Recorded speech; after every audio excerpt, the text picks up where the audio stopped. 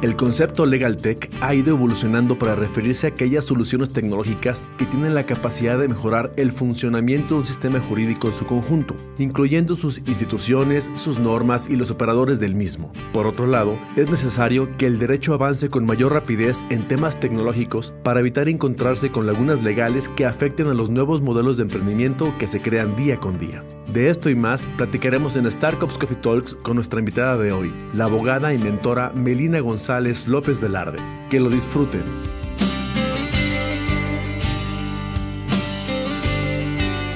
Bienvenidos a una sesión más de Startups Coffee Talks, conducido por Alejandro Lomas y Sara Miranda. El primer podcast interactivo desarrollado para ayudar a emprendedores a crear y acelerar sus ideas de negocio, mientras disfrutamos juntos de una deliciosa taza de café. Startups Coffee Talks son pequeñas charlas desarrolladas por la incubadora y aceleradora de empresas Startups, donde buscamos 3 objetivos principales: inspirar a más emprendedores a crear y desarrollar empresas realmente innovadoras, construir valor en la comunidad emprendedora, compartiendo nuevas ideas de negocio, estrategias empresariales y mejores prácticas corporativas. Y conectar con los mejores mentores, emprendedores, investigadores, inversionistas y aliados estratégicos del ecosistema emprendedor a nivel internacional para generar una sinergia colaborativa globalizada de innovación abierta. Prepárate una rica taza de café y disfruta con nosotros de este delicioso capítulo. ¡Comenzamos! Hola, hola, ¿qué tal amigos? ¿Cómo están? Muy buenos días. Estamos iniciando, por supuesto, este día nuestro 8º podcast, hablando precisamente de temas tecnológicos. Así que yo los invito, yo soy Sara Miranda y en estos momentos, pues bueno, vamos a iniciar un tema con una invitada especial. Así que, pues bueno, Alex, con nuestro café ya listo y vamos a iniciar precisamente este 8º podcast. Muy buenos días a todos. Hola amigos, ¿cómo están? Bienvenidos. Sara, ¿cómo te va? Ay, pues muy bien. Ahora sí que disfrutando también de nuestro café y sobre todo, Padrísimo. pues bueno, también vamos a estar muy atentos y sobre todo le decimos también a toda la gente que se está conectando en estos momentos que no se separe, por supuesto, porque viene un tema bastante interesante. Así es, hoy tenemos el gusto de invitar a una gran amiga, excelente abogada, de las pocas que se ha metido en tema de Legal Tech, la tecnología, en el tema del derecho, que es el tema del día de hoy. Y bueno, pues preséntala por favor, Sara. Por supuesto, así que bienvenida Melina González López Velarde. Bienvenida, Melina, ¿cómo estás? Muy buenos días. Gracias, muy bien, muy contenta de estar aquí con ustedes, con mis grandes amigos Sarita y Alex. Y pues encantada de compartir estos temas que gracias por abrirme el espacio para poder hablar de ellos. Oye, Melina, pues bueno, ahora sí que bienvenida y sobre todo, pues bueno, vamos a hablar acerca de un tema bastante interesante que quizás para muchos pueda sonar como, bueno, dentro de esta parte de la innovación, de la tecnología, tú nos vas a hacer referencia que no es tan nuevo, por ahí ya escuchamos incluso algo de noticias desde el 2014, ya estamos a 2019, pero acerca precisamente del Legal Tech. ¿Qué es? ¿Qué es esto? Tú eres abogada, y te has metido ahora sí que ya más a profundidad en esta temática, cuando a veces nosotros como ciudadanos comunes y corrientes nos referimos al tema de las leyes, al tema del derecho, pues siempre quizás ubicamos en relación a personas vestidas de traje, a lo mejor muy serios, a lo mejor, pues bueno, siempre con muchas cuestiones relacionadas con el tema hasta cierto punto medio burocrático, palabras muy rimbombantes, que a veces no entendemos. ¿Qué es esto de Legal Tech? Sí, muy bien, pues sí describiste a mis colegas de una manera en que pues yo he tratado incluso de romper un poquito esa manera en que no seas, como asesoro empresas, yo me especialicé en derecho corporativo y desde que tuve ese acercamiento asesorándolos, como te platicabas, trabajé en una notaría pública de un hermano de mi mamá y cuando yo estaba asesorándolos, pues cualquier persona que quiera hacer su negocio, su empresa, bueno, pues cuál es el tipo adecuado de sociedad, etcétera, pero me dicen luego qué sigue y luego pues decíamos, pues busca un abogado que te asesore en lo que sigue, pero yo desde ahí me quedé con la espinita y dije, de verdad pues necesitan como un apoyo externo y bueno, fue cuando me empecé a especializar en el tema, ahora sí que ofreciéndolo por fuera mis servicios como una freelance, así empecé primero, de servicios jurídicos, pero enfocada a asesorar a estos negocios y en ese entonces no existía, estaba en boga el tema de startups. Entonces, apenas estoy dentro del ecosistema, tengo pues relativamente pocos años, unos 5 años. Yo haciendo lo que me gusta, que es asesorándolos en tema de contratos, en tema societario, en tema incluso laboral. Me especialicé también, me gustan mucho los contratos laborales. Ya eso es más enfocado, pero ahora sí que una cosa me llevó a la otra, y estando en este camino fue cuando me empecé a meter más en el tema de startups de tecnología. Entonces empecé a asesorarlos, a darles incluso mentorías. Incluso ya después en la universidad me invitaron a la carrera de la Escuela de Negocios del TEC de Monterrey a darles a la Escuela de Negocios clases de marco legal. Entonces me metí al tema de los negocios después. Estando en los negocios fue cuando empecé a ver esta cuestión de las tecnologías, los modelos de negocios ahora como son. Y pues la curiosidad es la que siempre me ha movido. Y y fue cuando dije, bueno, ¿qué es la cuestión de la tecnología al servicio del derecho? Y vi como algunos colegas míos en otros estados, incluso empecé a ver en la Ciudad de México y Monterrey, empezaron a hacer plataformas tecnológicas en las cuales ofrecen servicios jurídicos, o sea, al alcance de todos a través de ¿cómo se llama? De la tecnología. Y fue cuando dije, tech, entonces es eso, el uso de la tecnología en los servicios jurídicos. Eso es. Oye, Meli, fantástico. Yo me acuerdo de ti hace ya algunos años. Nos conocemos, somos buenos amigos ya hace unos ayeres, ¿no? Sin embargo, platicábamos alguna vez la importancia del derecho en las empresas. Es decir, pues es importante que una empresa tenga un control en temas legales, tenga sus contratos en orden, tenga el tema de marca registrada, acta constitutiva perfecta. Pero eso ya es lo básico. Digamos, si fuera la pirámide de Maslow, esa es la parte básica, ¿no? Sí. Hoy tenemos un tema muy importante que veo que te has metido bastante. No solamente hablamos del tema de lo más básico de legal, sino es la tecnología en la parte de legal, es decir, el derecho en la tecnología. Hay un avance muy importante con, de hecho, la ley FinTech, en donde ya, bueno, muchas empresas, startup, que han desarrollado prototipos o proyectos de startup en finanzas como la banca, temas de pagos en línea, facturación electrónica, y arrancó muy rápido. Sin embargo, la parte legal, como que hubo un hueco, ¿no? Hubo una laguna en la cual muchas empresas pues aportaban por eso y decían, oye, pues aquí no sé, voy a arrancarlo. Pero poco a poco también el derecho se ha metido a la tecnología y ha dicho, oye, espérense, yo también me tengo que sumar a la tecnología, es importante, porque la regulación, si no está regulado, pues puede correr un gran peligro por ambas partes, ¿no? Incluso gobierno, lógicamente, dice, a ver, espéreme, pongamos aquí orden, cartas en el asunto, porque pues ahí tienen que pagar impuestos, ¿no? ¿Cómo entra? ¿Qué es LegalTech? ¿Cuál es el significado de LegalTech como tal y qué aporta al ecosistema de emprendedor? O sea, en sentido de terminología se refiere la tecnología en los servicios jurídicos. Es eso. Okay. ¿Cómo vamos a incluso utilizar una nueva tecnología para impartir nuestros servicios profesionales? ¿Sí? Y de ahí luego viene también cómo también el gobierno, los estados, las leyes se legisle en estos temas, ¿sí? Pero cómo va a haber este acercamiento, porque incluso viene la corriente que sí tenemos que estar innovando nosotros los abogados de las smart contracts, inteligencia artificial, la manera en que se hace la compraventa. Incluso si utilizas una plataforma para hacer una compra en línea, estás haciendo un contrato, pero ¿qué son los términos y condiciones? Te estás adhiriendo incluso a un contrato. Y cuando todos entramos y descargamos una aplicación y nos pasamos esas letritas chiquitas, son términos y condiciones, son un contrato. Entonces, ¿quién elabora esos documentos? ¿Quién los sube en la plataforma? Eso es lo que se está haciendo. O sea, debemos de regular ya esa parte en que estén protegidos los consumidores, también cuando utilizan este tipo de softwares o plataformas en línea.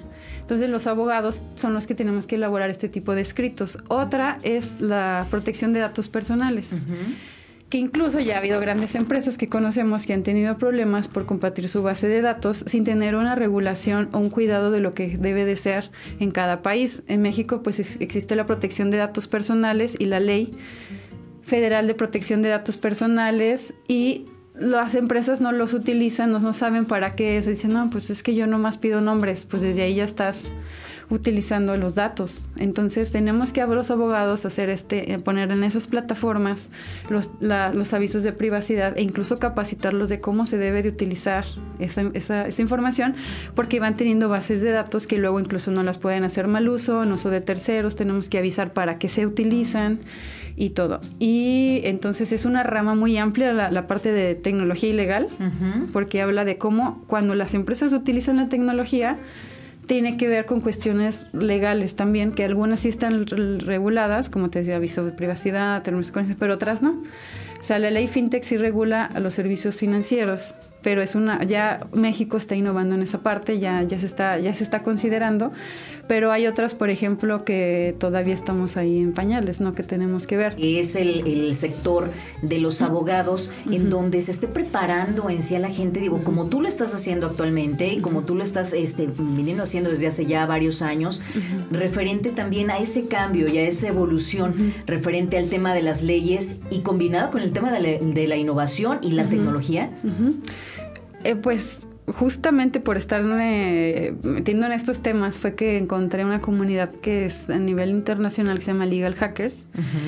Se creó en Nueva York o empezó en el 2016 Legal Hackers como un movimiento en el que a través de una materia que dio un profesor les pidió que se hiciera un debate en el cual discutieran sobre cómo el abogado va a poder apoyar o incluso solucionar problemas con los retos actuales que tienen las empresas, y fue que cuando se hizo este movimiento y creció, ya está en Estados Unidos, en Latinoamérica, en algunos estados, en México, está en la Ciudad de México, y nada más se ha hecho un evento, un foro, se ha hecho uno en Monterrey, y pues a partir de este mes ya logré que me dieran la licencia para traerme esta marca con este movimiento que es sin fines de lucro aquí a Aguascalientes. De hecho, me da risa pues porque de hecho no ubicaban donde estábamos en Aguascalientes, qué estábamos haciendo en cuestiones de tecnología. Me decía, se llama Jameson, este es es el que es el contacto principal, y me decía, ¿qué hacen en Aguascalientes? Le empecé a platicar del tema de lo que se está haciendo acá, la tecnología, los centros de investigación,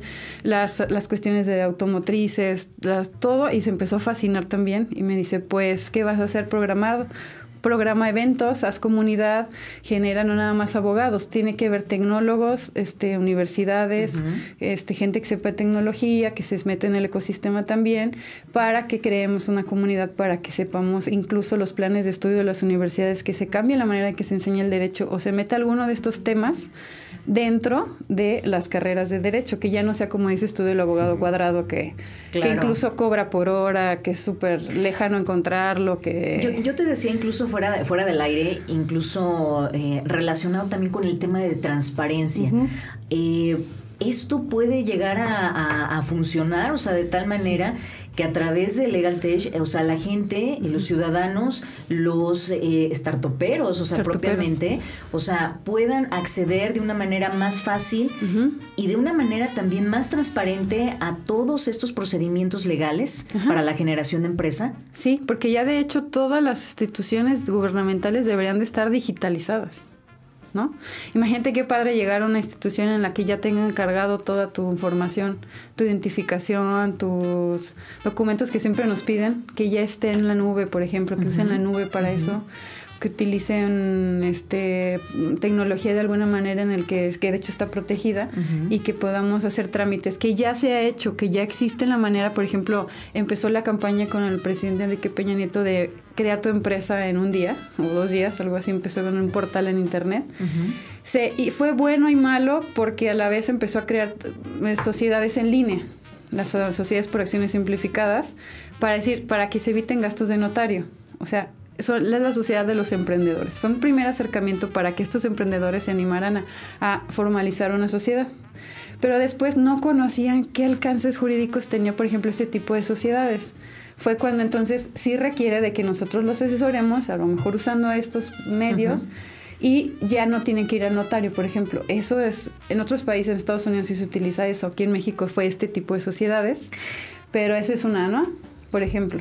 Hablamos incluso también, al momento de hablar de tecnología, de innovación, de evolución de todo esto, finalmente es facilitar propiamente los trámites que se hacen para generar una empresa, para patentar un producto.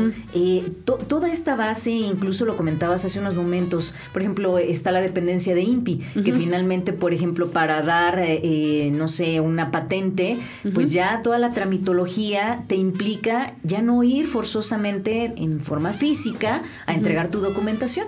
Exacto.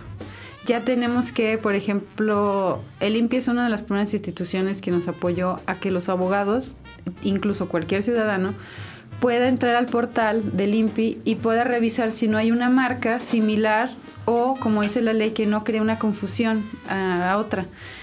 Y hay 45 clases que tenemos que de hecho conocer antes de revisar, porque a veces se meten los emprendedores y me dicen, no, ya revisé que mi marca tal no está.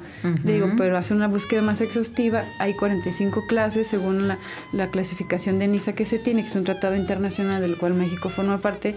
Revisa en esta clasificación o yo le doy esa asesoría en esa parte, y es cuando ya nos facilita muchísimo. Ya no tienes que, por ejemplo, meter la solicitud, que antes era por escrito, que incluso tenían una cuestión burocrática que a mí me chocaba, que era que si no imprimías la hoja en oficio en un tamaño especial, con no sé qué características, te rechazaban los trámites del INPI.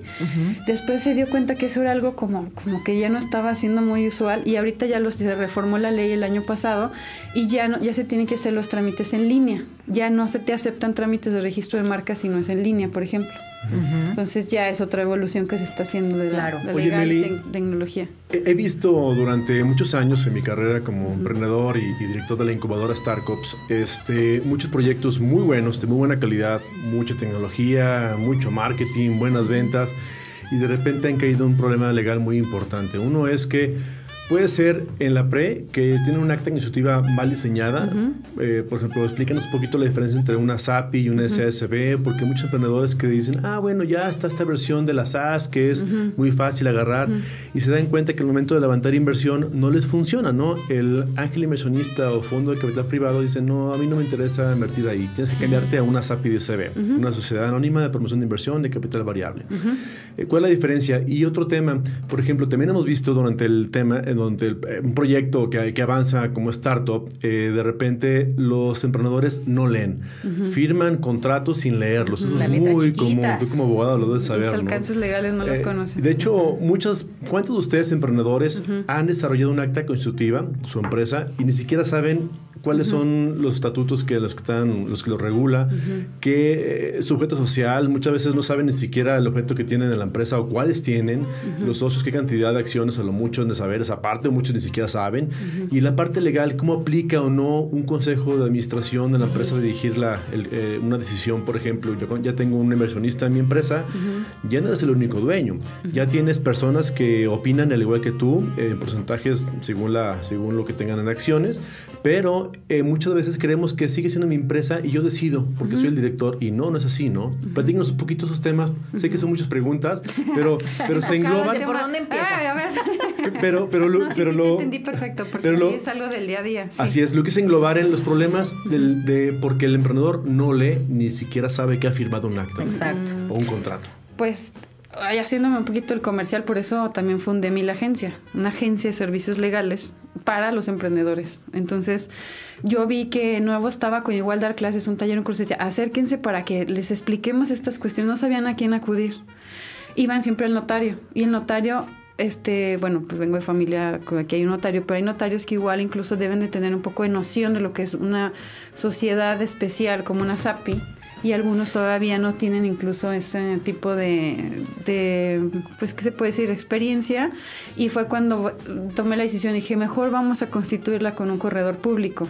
Ya la diferencia entre un notario y un corredor público es que el corredor público es un perito en materia mercantil. Entonces, una sociedad mercantil es muy importante que se haga por un experto. Ya lo asesoramos previamente, incluso primero yo reviso, cuando se acercan conmigo a la agencia, ¿cuál es la visión de su negocio? Ok, les hago como un diagnóstico inicial, que incluso hasta cuando a veces nada más tienen la idea de que quieren hacer una startup de tecnología, ya dices, bueno, ahí está la idea, decimos, vamos por pasos. se registra también la marca, se va a hacer después la constitución y lo más importante es que estén seguros los socios, que conozcan los alcances, como bien dice Alex, y no nomás hacerla porque ya fui al notario, ya la constituí, ya salió del registro y lo que sigue. Es un proceso que sí tiene que tener un cuidado. Entonces, la sociedad que es para la que recomendamos para cuando quiere crecer la empresa, escalarse, que quiere ser una empresa que no nada más sea así a chiquito a nivel local, que no busque inversión, pues una SA, ¿sí?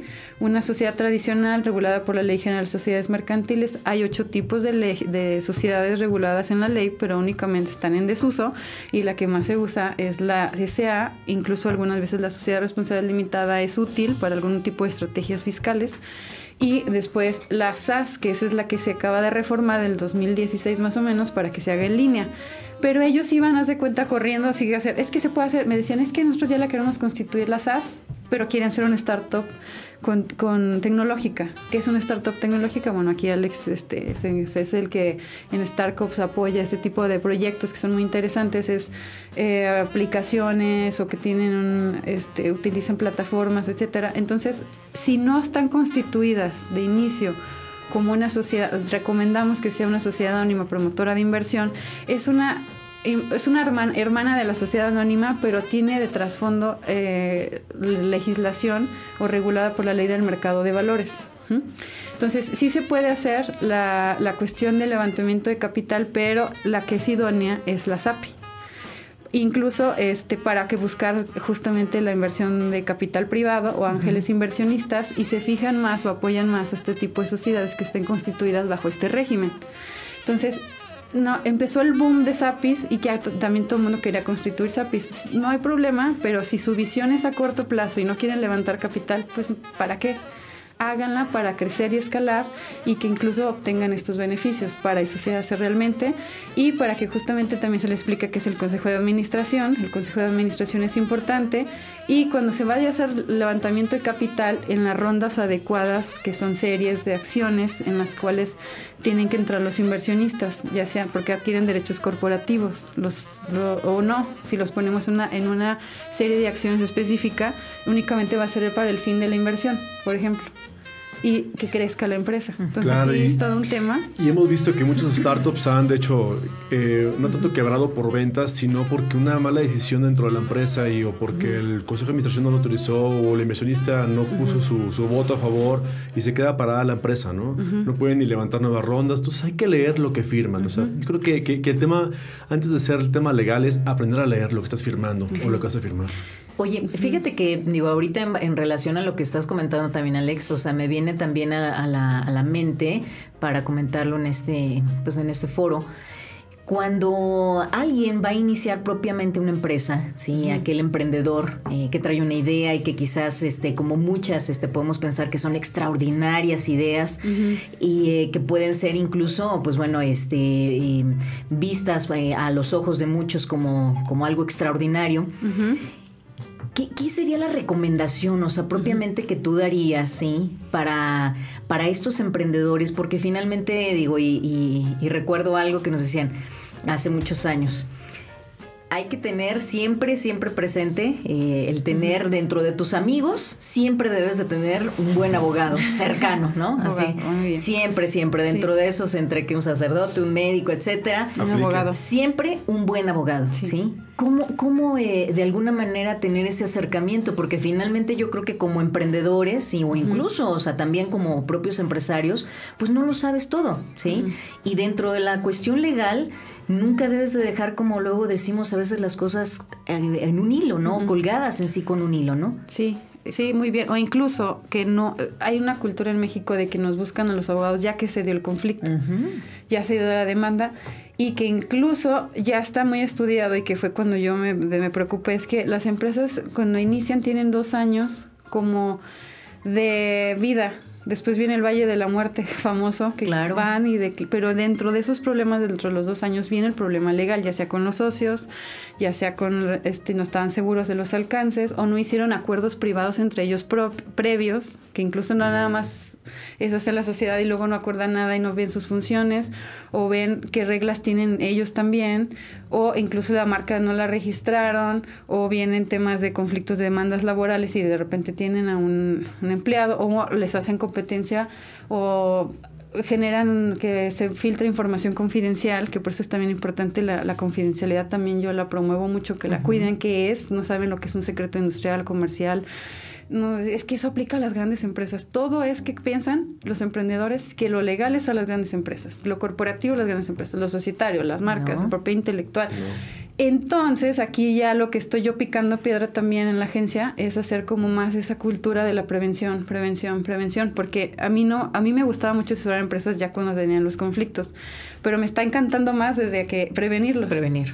Aunque la verdad es que fui un poco criticada por algunos colegas y es que eso no te va a dejar dinero. Digo, se escucha feito que diga eso, pero sí es como una parte de no se ve tanto la ganancia. Yo a la larga yo estoy aportando más con asesorarlos desde el inicio, que confíen en un abogado y que crezcamos con ellos.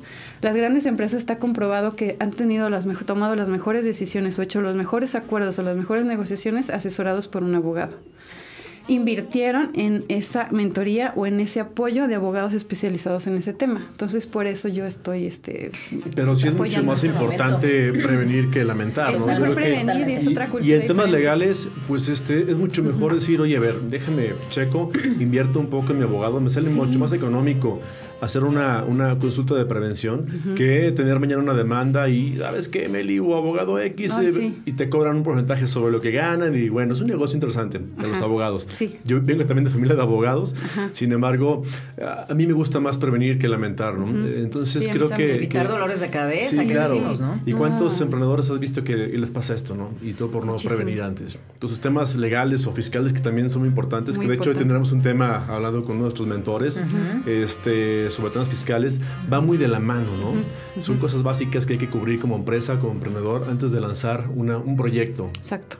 Por eso es muy importante que incluso cuenten con incubadoras como ustedes que están haciéndolo, porque los acompañes en su proceso. Ese Valle de la Muerte lo pasan después de los 2 años y están con este tipo de asesoría o casos de horror que les pasan. Es que ellos no tienen esa visión, entonces nosotros nos adelantamos, prevemos esas cosas y los ayudamos. Entonces, eso es un mentor. Se usa el tema que luego que coaching y eso. A mí es diferente. Un profesionista es un mentor que en un área especializada te acompaña durante ese proceso en el que vas tú caminando y te prevé cuestiones. En este caso lo mío es prevenir a través de hacer un contrato, un convenio, registrar la marca, hacer los alcances, si se va a hacer la ronda de inversión, preparar el terreno para hacerlo, que estén bien seguros, que el negocio o el modelo de negocios esté bien cimentado. De hecho, yo me apoyo mucho de expertos en otras áreas donde revisamos que sí sea bien, esté bien estructurado el negocio, después ya se formaliza y ya después ahora sí que a vender, ¿no? Y de tomos ahí en eso es otra etapa legal en la que entramos nosotros, entonces va a ser ese acompañamiento y pues sí vamos superando la tasa de mortandad de las empresas o startups porque sí son muy, muy altas y bueno, pues eso es lo que hay que tratar de hacer para que sean exitosas, ¿no? Digo, esa parte es sumamente importante, digo, yo creo que, por ejemplo, todas aquellas personas también y todos aquellos emprendedores que traen, pues, la intención, obviamente, de crear en sí, de emprender un negocio en sí como tal, pues siempre es un miedo y es un riesgo, ¿no? O sea, al que tienes propiamente que enfrentarte, pero la expectativa, Meli, en ese sentido, o sea, propiamente, digo, con todos estos avances y esta evolución y esta innovación que hay dentro de lo que son las cuestiones legales, ¿crees que eso pueda coadyuvar también a que el índice de mortandad de las empresas pueda disminuir en un corto tiempo? Sí, yo lo he visto. Bueno, he tenido casos de éxito que incluso han estado en la incubadora de startups que me han dicho, gracias a que ahora sí que te hicimos caso, hemos podido lograr estos resultados. Nunca nos imaginamos. Nos costó mucho incluso darle un presupuesto al tema legal, pero lo hicimos el esfuerzo porque a veces no tienen recursos para iniciar. Pero fueron destinando, haciendo su sociedad como les comentamos que debía de ser para levantar el capital después. Hicieron el registro de la marca, hicieron sus contratos privados, hicieron sus convenios de confidencialidad, etcétera. Y es algo que no lo digo nada más como por hablarlo, o sea, yo lo vivo en el día a día. Lo hago, lo implemento y en la práctica he visto como incluso después me han dicho, sabes que esto me apoyó mucho para ahora esto. Entonces ya ves, y van pasando el año, el 2, y luego va creciendo ese equipo de trabajo, y luego ya me llegó la inversión de tal, y luego, entonces sí se ve que van ahí caminando, pero es también, por eso digo, un acompañamiento. Y después hay retos mayores que hay que ver también, pero también en eso se deben de asesorar, como con su fiscalista, como con su contador, como con su área de marketing, también es muy importante, el abogado. Entonces también al abogado nos vean como parte del equipo, no al contrario, hasta que ya pasó la demanda o hasta que llegó esto, llegan luego, la verdad es que son casos que luego los veo bien apurados cuando llegan conmigo, es que lo que me cueste, ahora sí, lo que sea, pero quiero la marca. Y luego nos caen, es que ayúdame, ahora si quieren, al contrario, ya que pasó, destinar el recurso y que es muchísimo mayor a una marca. Entonces eso sí es lo que digo, hay que evitarlo para no verlos así de apurados, porque yo en este tema de litigio yo ya no me gusta desenvolverme tanto. Ya tengo apoyo de abogados expertos en ese tema que ya litigan estos asuntos, pero yo trato de no. Pero sí se apoya mucho en este tema, contestando tu Pues pregunta. Sin lugar a duda, ahora sí que más vale, como decimos, más vale prevenir que lamentar. Y pues bueno, también, fíjate, agradecemos por supuesto a todas las personas que se conectan en sí con nosotros a través de la señal de Star Cups en nuestros Coffee Talks. Y nos pregunta Anaís González, gracias por estar con nosotros. Y te pregunta, ¿qué es este concepto que acabas de mencionar, Meli, que es el Valle de la Muerte? ¿Qué es esto? Pues sí, se escucha muy fuerte, ¿verdad? Pues es un término que se utiliza se está utilizando ahorita en los negocios. De decir que pasando un tiempo en el que la verdad de ser empresario es un camino pues que yo admiro mucho. Complicado. Porque siempre, la verdad es que el empresario que se siente y le diga ya todo está bien y no va a pasar nada, ya está mal. Porque siempre hay un reto que vencer cada día es un esfuerzo. Pero llega un momento en que se les hace una bola de nieve, algún problema o varios, y es cuando llega el Valle de la Muerte. O sea, quiere decir que la empresa ya está en quiebra, ya hay un proceso de conflictos legales fuertes, ya hay problemas mayores que ya evitan que la empresa siga funcionando, incluso esté resolviendo estos asuntos que le quitan ahora sí ya la mayoría de sus recursos para solucionarlos, que no pasan luego esta etapa. De hecho, hemos visto que, emprender no es sencillo, ¿no? Tiene su parte complicada, lo hemos dicho muchas veces. Sí. Emprender pues, es un reto. Tienes que ser perseverante, muy creativo, aguantador y aguantador. Pero, por ejemplo, ese Valle de la Muerte siempre lo vemos cuando el emprendedor, ya arrancó, listo, ya estamos trabajando, tal vez ya estamos vendiendo, pero todavía no llegamos al punto de equilibrio y de repente las ventas se caen y estamos en la búsqueda del levantamiento de inversión, ya conseguimos en algún evento de ángel inversionistas, por ejemplo, para levantar una inversión, hay interés y ese valle entre lo que consigo y levanto mi punto de equilibrio y logro vender como Valle de la Muerte, es donde puede haber más problemas porque la tensión o el estrés en una empresa lleva muchos conflictos, ¿no? Y muchas veces, lo he visto, han hecho negocios emprendedores que se asocian sin firmar un acta, ¿no? Dijeron, no, 50-50, ¿no? Y de repente, oye, pues yo metí más tiempo y dinero que tú, ¿por qué 50-50? Y no lo acordaron. O ya se firmó y el porcentaje fue diferente. O muchas veces trabajamos en el proyecto y es muy común que nos peleamos como socios. Por ejemplo, oye, tuve un disgusto y ya no quiero estar contigo y seguimos en el acta. Y ahí lo dejamos en el acta de socio, pasan 2-3 años, la empresa puede llegar a crecer, levanta inversión y, oye, soy socio, ¿no? Oye, ¿por qué no estabas? Sigue siendo socio. Sí, tiene sus derechos corporativos ahí. Así es. Proporciona sus acciones. Y si tiene el 50%, pues ahí la toma de decisiones tiene que ser compartida. Exacto, importante. Entonces también es eso. ¿Quién va a tener la mayoría? ¿Por qué o no? No nada más tomarlo así. Hay un tema, dejar las cosas al aire. Hay un tema que casi nunca se hace, que son los llamados libros o las asambleas anuales, en los cuales, por ejemplo, asumimos que ya hice mi acta y pasó años y años. Y legalmente estás obligado a hacer una asamblea anual, en donde tú, oye, estos cambios se hicieron en la empresa, o vamos a comprarte el equipo y que pasa una cantidad donde se estipula que no puedas haberlo hecho, o bla, bla, bla. O quiero cambiar algo en los estatutos y de repente no hay asambleas. Y de repente, pues para empezar es ilegal. Por ley hay que hacerlo, ¿no? Sí, ya te pueden multar. Y segunda, tener tus libros en orden, que la gente no sabe ni qué es una asamblea ni qué es un libro. ¿Nos puedes explicar qué es, Meli? Sí, y es que sabes que creo que la otra barrera es esa. Son los términos legales, luego son muy, para uno lo entiende. Complicados. Pero le dices asamblea y se imaginan la asamblea donde están todos, es realmente un documento en el que hay que hacer un orden del día, donde las reglas de los estatutos son las reglas de tu sociedad. Entonces, si quieres conocer las reglas de cómo va a operar tu sociedad, vienen ahí, pero no las leen. Entonces, las reglas de la sociedad tienen que quedar ahí bien establecidas, porque ahí te dice cómo se convoca en las asambleas ordinarias y extraordinarias. Hay 2 tipos, para hacer cualquier cambio o modificación, porque justamente se constituye, pero luego no la tocan, pero sí están tomando decisiones en el día a día que no lo hacen protocolizado o mediante una asamblea. Ese es el problema, y que nos hemos topado haciendo unos diagnósticos de empresas que tienen, o sea, incluso hay unas que he visto que más de 20 años sin que han hecho una asamblea o más. Ya hemos visto algunas cuando damos mentorías. Y esos diagnósticos me gusta mucho hacerlos para ver en qué terreno estamos pisando la empresa, qué tan formal o no está.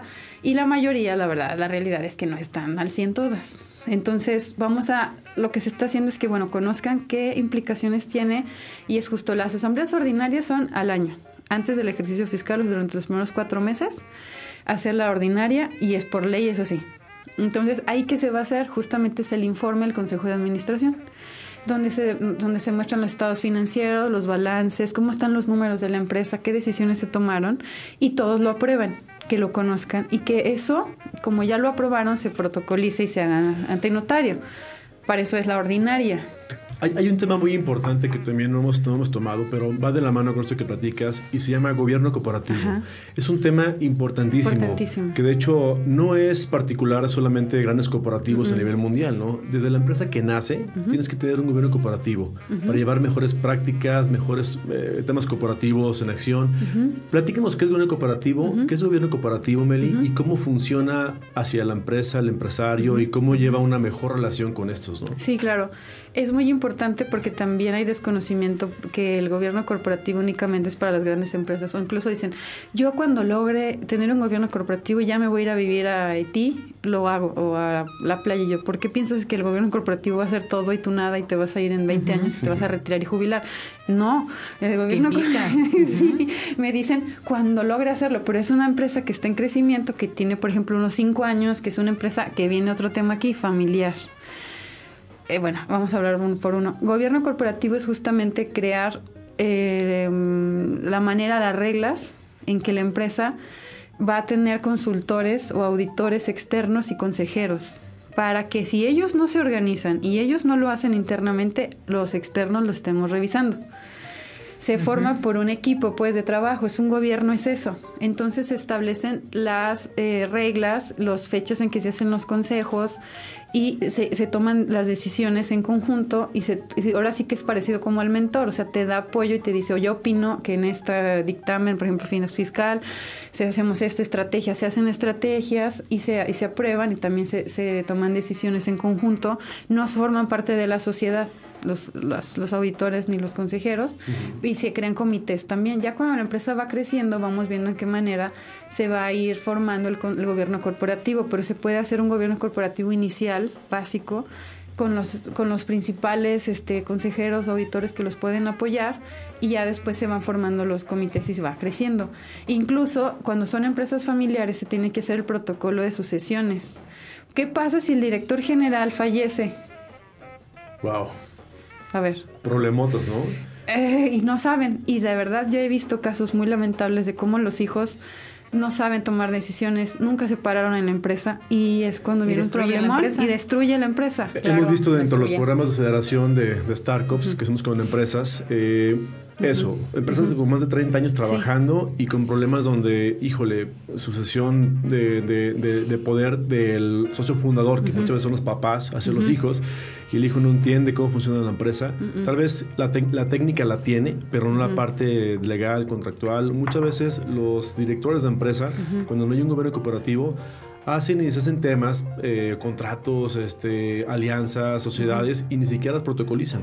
Y después llegan a tener este problema con los hijos, ¿no? Y eso nos ayuda mucho, al tener un gobierno corporativo, a tener una mejor estructura basada en manuales de operación, Exacto. donde nuestro financiero lleva control financiero, nuestro Sí, director son de manuales. compras, el director general, y llevar una asamblea anual estructurada, tanto las que son cada año como las esporádicas, o se les llama extraordinarias, perdón. Esas se pueden convocar en cualquier momento, si quieres una hoy, otra mañana, otra después, porque para temas distintos que no sean relacionados con la ordinaria.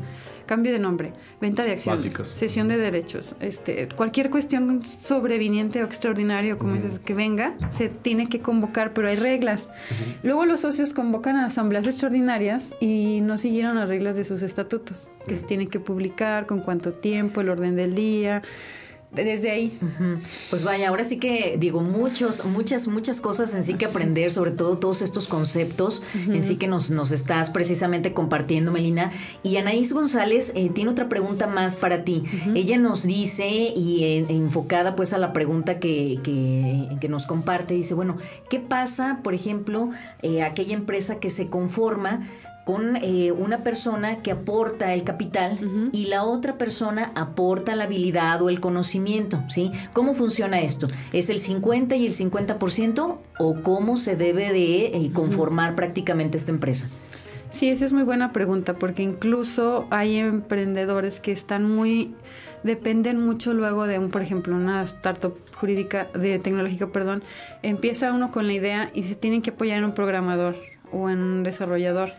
Y ahorita la verdad es que está sobredemandada ese tipo de expertos, porque ellos hasta ya ponen sus condiciones, y desde ahí les digo, ¿por qué les está poniendo esa condición? Y los emprendedores dicen, es que ellos dicen que deben de tener el 10% de la empresa, el 50%, el 80%. Y yo, ¿pero por qué? Porque así es, ¿no? Yo, legalmente no hay una regla que te diga que ellos deben de ser tus socios. Claro. Es que están aportando la tecnología, están aportando el software. ¿Por qué? ¿Dónde dice? No. ¿Por qué? A menos que llegues a un acuerdo donde se va a hacer previo el acuerdo en el que tú aportas, pero a lo mejor hacemos un contrato de vesting. Vamos a hacer uno. ¿Qué es un vesting? ¿Puedes platicar qué es un vesting? Es un contrato en el que se establece como una asociación en participación, donde justamente se va a aportar algo a un proyecto, donde se establece que este emprendedor va a establecer la idea con el modelo, etcétera, y otra va a aportar otra parte que incluso es lo intelectual. Sí es válido, sí vale, obviamente, pero que durante un tiempo se tiene que hacer esas obligaciones, de obligaciones específicas por parte de ellos, y al término de ese proyecto se puede pactar que te doy ahora sí acciones de la empresa o el equity famoso que se pide para las empresas, y ya ahora sí se puede hacer el acta constitutiva, pero ya incluso lo medio probaste, que la persona haya entregado, que lo que se hayan acordado se haya cumplido, etcétera. Ahora sí. Pero si quieren saltarse ese proceso y quieren de inicio serlo socio, pues nada más conocer los alcances, y que de preferencia sí se aporte algo a la empresa. Debe de aportarse, una sociedad se debe de aportar capital, o en este caso... Pero nada más en sí, para que nos pueda quedar muy claro.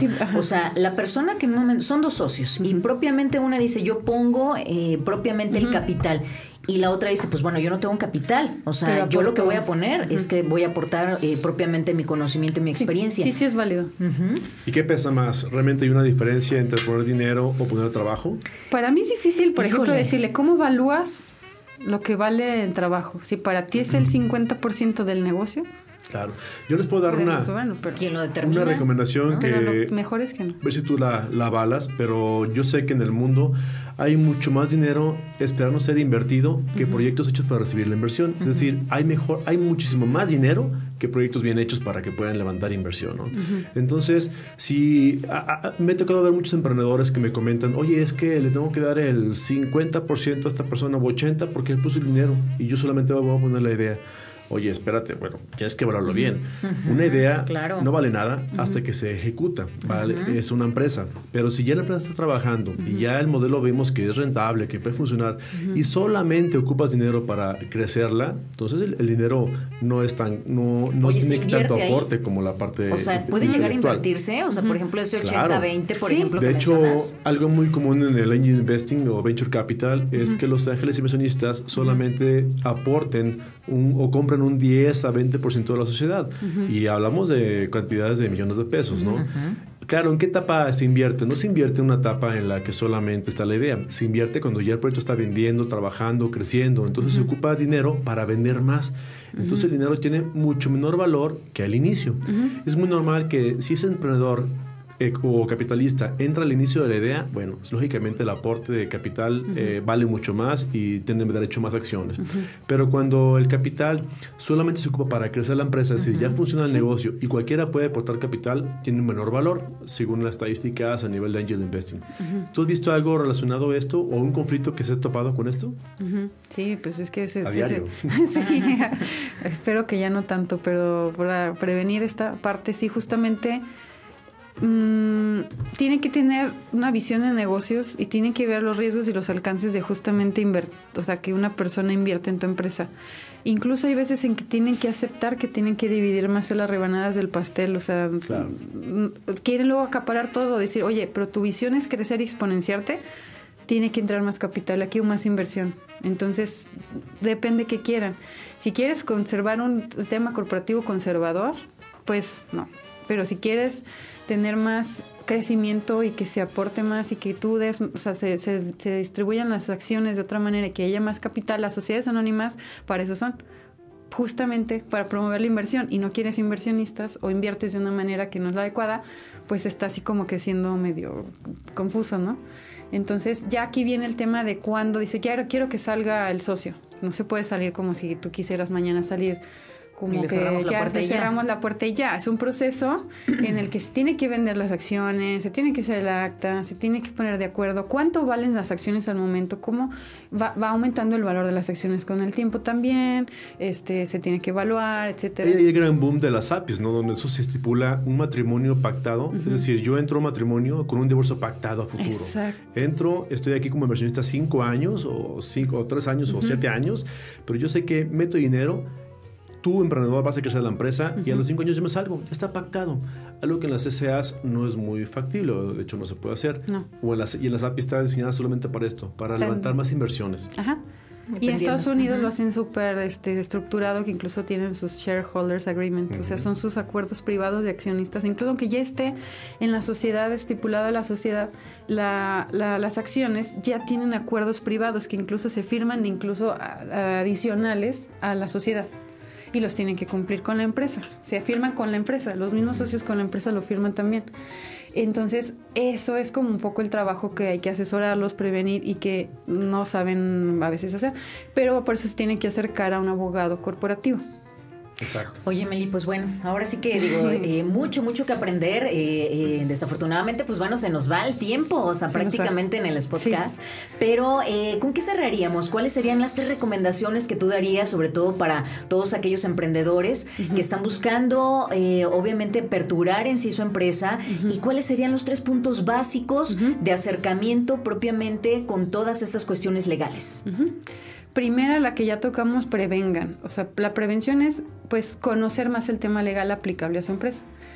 ¿Cuáles son los aspectos legales que aplican más a las empresas dependiendo del tipo de empresa que sean? Si es de tecnología o es una empresa tradicional, conocer todo lo que es esto. Si quieren sociedad o no, qué implicaciones tiene, para que ya cuando lo quieran ejecutar, ya lo tengan ahora sí que digerido, ya lo tengan previsto. O sea, conocer todo este tema.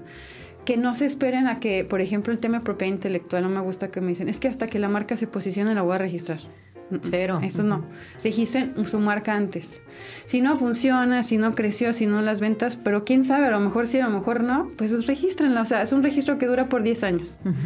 Es que es muy costoso. No es costoso. La verdad es que es el valor intangible de la empresa.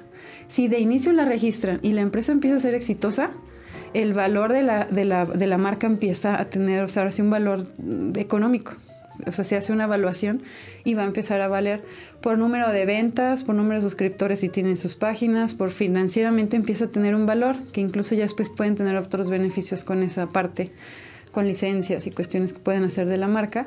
Esa es otra. Y ya la tercera sería que se asesoren con un abogado corporativo. O sea, con un experto en temas como de tú, o sea, y sobre todo, pues bueno, Claro. ¿dónde te podemos encontrar? Que también esa es la parte importante, sí, ¿no? tus datos y sobre todo sé que tienes un evento en puerta Sí, de Legal Hackers. Legal Platícanos Hackers. un poquito de eso para que la gente se entere. Cita Sí. tu evento, Meli. Muchas gracias. Sí, primero el evento es el 6 y 7 de marzo en la Universidad Cuauhtémoc. Estamos muy emocionados porque por esa razón me dieron la licencia de la marca Legal Hackers, que es a nivel mundial, porque Aguascalientes está haciendo esto, la combinación del derecho de la tecnología. Punta de lanza. Punta de lanza, entonces está padre porque de hecho ya hay startups jurídicas en Aguascalientes que me invitaron, de hecho primero fue una invitación que ellos me hicieron para el evento y ya después creció de esta manera en que ya se hizo más grande.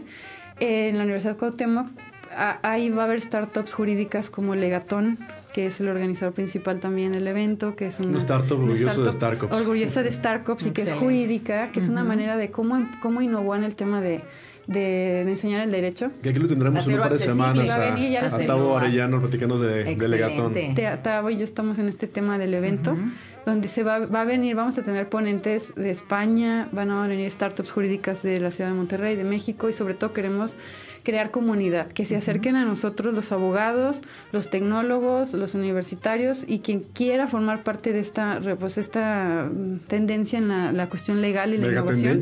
Megatendencia, que sí, de verdad, los abogados no estamos... A mí me preocupó porque me decían que los abogados íbamos a desaparecer. Desde ahí también vino mi preocupación. Porque las carreras del futuro, que ya habla abogado, pero ya vimos que no, que al contrario, nosotros podemos de hecho aportar más, estableciendo, incluso hay abogados que ya se están preparando a programar ellos mismos para hacer los smart contracts. Son contratos, que vamos a hablar de ese tema mucho ahí en el evento, que es... ¿Cuándo es el evento? 6 y 7 de marzo, en la Universidad Cuauhtémoc. Okay. Pronto vamos a subir la invitación. ¿Tiene costo el evento? Va a tener costo el evento, porque traemos conferencistas de talla internacional también. Pueden seguir la página de Mi La Agencia y de Legal Hackers Aguascalientes, sí, en Facebook. En Facebook sigan a la página de Legal Hackers Aguascalientes. Okay. Y para servicios legales, Mi La Agencia Legal. Estamos en Facebook. Y la página de Mi La Agencia también es www.milagencia.com y también la de leslegalhackers.org. Perfecto. Excelente. Pues fantástico, Meli. Muy buena plática el día de hoy, ¿no? Vaya que temas sí, muy chiquito. importantes que son, de repente para algunos son aburridos, pero para nada. Para mí son extremadamente divertidos. Pues ¿no? vaya, yo Más creo que vale te invitan, prevenir que claro, lamentar. o sea, te invitan precisamente Así es. más bien a prevenir, a estar al tanto y que toda esta parte también de conocimiento que ahorita nos acabas de compartir, pues bueno, sea también obviamente un parteaguas para que muchos emprendedores y sobre todo también muchos empresarios que a veces dejamos todas esas cuestiones legales, como bien lo dijiste, para el último. Yo me imagino, e incluso también cuando lo estabas comentando, dije, yo creo que muchos cuando, no sé, levantan su acta constitutiva, o sea, y demás, yo creo que guardas tu documento y lo refundes en el cajón sí. y ahí se queda, ¿no? Entonces, bien importante, o sea, toda esta cuestión de actualización, de enfocarnos en sí propiamente con esos temas en sí del derecho, porque finalmente, pues bueno, esto, la cuestión en sí de la prevención nos va a quitar de muchos y evitar de muchos dolores de cabeza. Melina González López Velarde, muchísimas gracias. Meli, muchas gracias por estar aquí en tu estudio. Startups Coffee Talks. Bueno, se acaba una sesión más de Startups Coffee Talks. Nuestra octava sesión. Lo esperamos el siguiente jueves, punto de las 10:30 de la mañana con la siguiente sesión. Así es. Pues Emilio, muchas gracias. Gracias a todos y gracias a todos por seguirnos. Gracias. Bye. Gracias. Hemos llegado al final de un episodio más de Startups Coffee Talks con Alejandro Lomas y Sara Miranda. Gracias por acompañarnos en esta innovadora charla de café y los esperamos en nuestra próxima edición. Síguenos en nuestras redes sociales y suscríbete gratis a nuestro newsletter en el sitio web startcups.com, donde recibirás nuevos tips, mentorías y estrategias sobre cómo crear y acelerar tu empresa. Start Cups. Innovation starts with a cup of coffee.